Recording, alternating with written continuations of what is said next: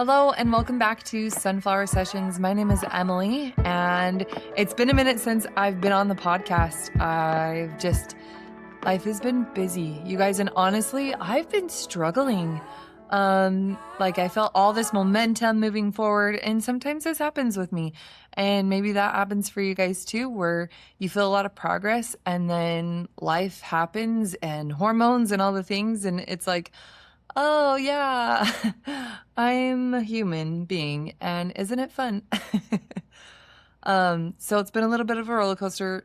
We've just been busy, and you know, there hasn't been a whole lot of time to sit and create, but I've been working on a project for school, and some of the things that I've been learning, I really just wanted to share with you guys, and I feel like it's really relatable. Hopefully it is. What actually started this project was my research methods class. We were supposed to have like a hypothesis, right? And a research question and whatnot. And this is kind of where I started. I think that there was just kind of so much going on at the time that I was like, I seriously have to do this. I don't know. Can you get like senioritis with with college? Because I'm totally feeling like that, where you're just like really done.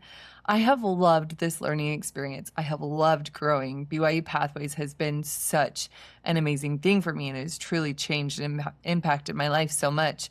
But I am feeling the burnout a little bit. I think I put a little bit too much on my plate this term, and I'm learning to step back from other things too. But it's still a process.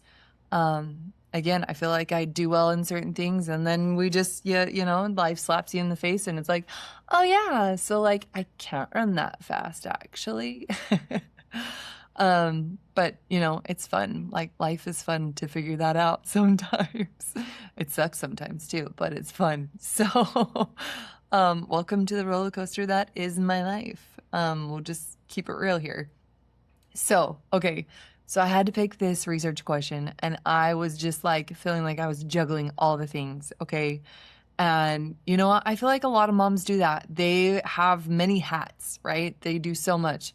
For me, it's school and work and being a mom and being a wife and church and community and all the things. Sometimes it's like, okay. It actually, honestly, this whole thing came to be because I've started to work more, and like not a ton. I've always had like a gig. My photography gig has been like such a blessing, but it's not required me to be gone for long hours, and I get to pick and choose when I get to work, and that's the same with subbing. I've loved being a substitute teacher. It has brought me so much joy, and it is really kind of like narrowing down my path as to where I want to be in life and the things that I want to do. But what led me to this research question was this feeling of like, how is any working mom surviving? I think that it was just one of those weeks where I just kind of like felt like pushed down, and it was just like, I think I texted my husband that day and was like, yeah, I quit. I can't do it. Like, I don't think I can go to work. I'm just going to be a stay-at-home mom forever. And like, even when our kids completely leave the house, I'm just going to be a stay-at-home mom, because I just was feeling very overwhelmed. I was doing school. I was working on that school assignment, and I had to work the next day. My house was like trashed, and everyone was needing me, and I felt like I couldn't give anything in the moment. So I'm sitting there, I had to find a research question, and I was like, you know what? I learn the most when I actually do things that are applying to my life and real life scenarios. So here I am juggling all the things, and I love my life. I really do. I have realized that this season in life has just taken so much energy and a lot of intention and a lot of emotional energy. And as I have felt like this pressure, this sense of being like just stretched thin, I noticed something, and I wasn't tired. I just felt emotionally full in a way that like I felt like I had a little bit less to give. And that's, I'm just sometimes like, 100% in person. Sometimes it's even hard for me to put these podcasts out there. I've recorded a few episodes that I'm like, not good enough. Not exactly what I want to say. Because yeah, I want it to be like I'm all in or all out, and learning that new part of me to like step back has been really hard. And maybe it's been hard for you guys too, whatever you're doing, if you're perfectionists like me. So this is what my research question became. How does maternal role overload affect emotional availability and family system functioning in mothers in my stage of life, right? Where they've got kids all in school from kindergarten to 12th grade. In simpler terms, what happens to moms and families when moms are doing too much for too long? Based on what I was seeing in my own life and the lives of women around me, I formed two hypotheses. First, that higher levels of maternal role overload are associated with lower emotional availability. And second, that higher levels of maternal role overload are also associated with poor family system functioning overall. And honestly, I don't think these ideas surprise most of us. We feel this intuitively, right? There is something powerful about seeing our lived experience reflected in research. And that's kind of where this came from. As I dove into the literature, that intuition was backed up again and again and again. Research shows that when mothers experience chronic overload, it often leads to emotional exhaustion. And emotional distancing, not because they don't love their families, they do, but because their internal resources are depleted. I mean, it feels like common sense, right? One large study on parental burnout found that overwhelmed parents are more likely to feel disconnected and less emotionally responsive, even though they deeply care about their children. And the whole purpose of creating research like this, or for me, it's a research proposal is what I'm working on this week. The whole purpose of this is to share this with people who are in positions to make change. And hopefully the research that is shown can provide them with, okay, what tools are working? What can we do? Because I do have some ideas on what can help. And there is research that shows what can help. And hopefully that will lead them to make changes. And how vital mothers are for families, and how, things don't just affect one person in the family, it affects the entire family system. And family is the most important thing to me and to a lot of people throughout the world, that it's something, our family starts to break down, communities, societies, they break down. And so it's important that that family is the center of our communities. It's the center of society. So moving on, other research links parenting stress to disruptions in family functioning, things like increased conflict, less effective communication, and more strain in marital and co-parenting relationships. Stress doesn't always stay neatly contained inside one person, it ripples outward. And one study that really stood out to me found that maternal stress and burnout are closely connected with marital satisfaction and perceived support. Meaning when moms feel supported, the negative effects of overload are often reduced. When they don't, the weight feels heavier. That matters. This is important. This is a key that provides hope, okay? For those moms that are feeling like, I just can't do it. Or looking at other moms like I was and thinking, how are they doing it? Maternal role overload isn't just about being busy. It's about carrying invisible labor, emotional labor, mental load, responsibility that just never really turns off. It's about being the default parent, the organizer, the emotional regulator, the one who remembers everything. In my proposed study, I focus specifically on mothers with children in kindergarten through 12th age because that's the season that I'm in. And I feel like it's a unique season. Kids are more independent, but the demands don't go away. They just change. School schedules, extracurriculars, that's been a huge thing. Emotional support, academic pressure, and family logistics, they all stack up, right? I thought that this season in life would be a little less demanding in certain aspects, in which it is. But, the kids, they can help more at home than they ever can. Like, my children can make dinner and clean the house. One can almost drive. We're getting there. She can drive me around. So that's kind of nice. But really, it's been way more demanding than I anticipated. And I knew that, you know, those sweet mothers who were like, "Oh, honey, like you think you have your hands full now, just wait." And I chose this. I chose my life. I had the amount of kids that I have where we like to be involved in sports activities, things like that, which make life more challenging. Definitely have to be intentional. But I'm looking at those other moms like, are we okay? Like, are we okay?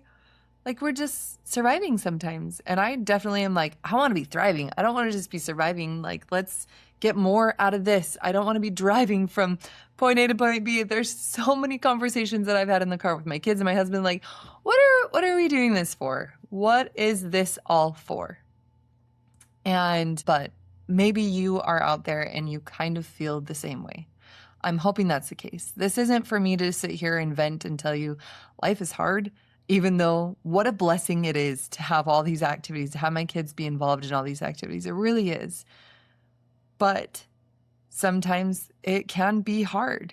And maybe you're sitting in this too. So that's kind of, the reason for this podcast episode. The study design I proposed is a cross-sectional correlation study. That simply means looking at natural occurring differences between moms and examining how levels of role overload relate to emotional availability and family functioning at a single point in time. Mothers would complete online questionnaires using validated scales that measure role overload, emotional availability, and family system functioning. And I should say, this is all hypothetical. I really would like to put out these questionnaires and see what women in my community might be feeling, but this is all just for an assignment. The goal is not to diagnose or to label, but to better understand patterns. And if the hypotheses are supported, the implications are really important.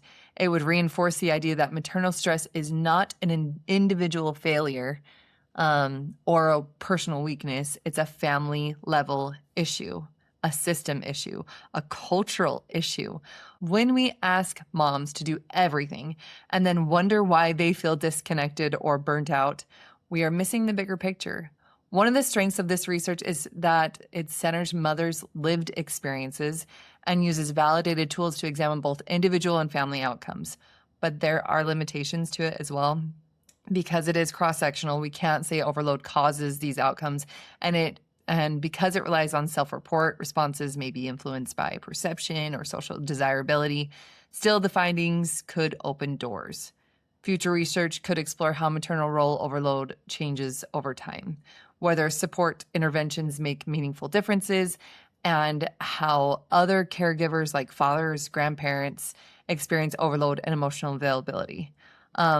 But beyond research, I think that this conversation matters on a human level. If you're a mom listening and thinking, yep, that's me, I feel exactly that, I want you to hear this clearly. Struggling does not mean that you're failing. And you know what? I've recorded this podcast episode a few times because I feel like it's too personal.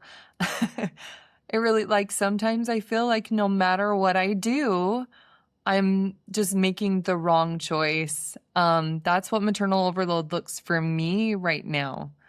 And I know that that's not accurate. But it feels like that sometimes. Maybe you're feeling like that. Feeling depleted does not mean that you're ungrateful. I have so much gratitude. I was sitting in church yesterday and just tears streaming down my face. I'm just so grateful. And that's kind of what happens to me in this age of my life. Just when I'm grateful, I'm just crying. It doesn't mean that you're not grateful. Needing support does not mean that you are weak. Asking for your kids to make dinner, asking for your husband to help out a little bit. And I shouldn't even say help out because it is our role as husband and wife to become one and help each other and to meet each other. So helping out, to me kind of sounds like the mom is in charge and the husband's going to help out. No, I mean help each other, be together. Hopefully that makes sense. All of this just means that you're human and you're carrying a lot. And that's me right now. I know that I am human. And you guys, this isn't easy. And I think the biggest thing that came out of this is not all moms who are juggling all the things feel overloaded. And I want to tell you why. So if you're someone who loves a mother, this is an invitation to just look closer, to ask how the load can be shared more fairly, to recognize emotional labor, to create systems that support rather than drain. Because when mothers are supported, families thrive, not perfectly, not magically, but more sustainably. So what are those protective factors? As part of my research, I found those protective factors to be relationships. Strong marital relationships help overcome overload. That's why at the end of the day, when I feel like I'm at my breaking point, I have someone to turn to. I think it goes to say that we need to work on strengthening those relationships, along with friendships. Women who have more support with relationships in their friendships actually don't experience overload as much as they don't feel that overload. They can be juggling all the things and they don't feel that overload to where it starts to affect the family system, to where it starts to affect their emotional availability. I also find it interesting how many resources have come out to help strengthen individuals and families since more women have entered the workforce. And I don't know if there's any correlation there. Part of me thinks that there might be a slight correlation because more women are in desperate need of help, that they've gone out to find it, because they want their families to thrive and they want themselves to thrive. And to do that, they need to work on things like cognitive behavioral therapy. They need to work on how that family system is functioning. So I don't know. I just thought that was an interesting correlation. I don't know if there is actuality there. That might be, future research questions. But anyways, this is my assignment that I'm working on. This is kind of just the basis of what I have found. And it's just been really interesting to me. More than anything, it's given me greater compassion and appreciation for moms who do work and who do their best. And, you see those moms coming into those games and you know where they've been. You know the things that they've been doing and the emotional toll it's maybe taken on them. And to continue to show up time and time again for their families, for themselves, I think that that's just really inspiring. And I'm just really impressed by the women in my community who do that day in and day out. They take the time to take care of themselves. They take the time to strengthen their marital relationships because they know how much it affects their family system. And they know that even though they might feel a little overloaded, having those strong friendships, taking the time to exercise, to find gratitude, to do all those things, I just think is really inspiring. So if you are feeling overloaded in any way, shape, or form, I just want you to know that you are not alone. And that if you need a friend to reach out to, please call me. Chances are, if you're listening to this, you're probably one of my friends. So thanks for listening in, and thank you for joining the podcast. We'll see you next time.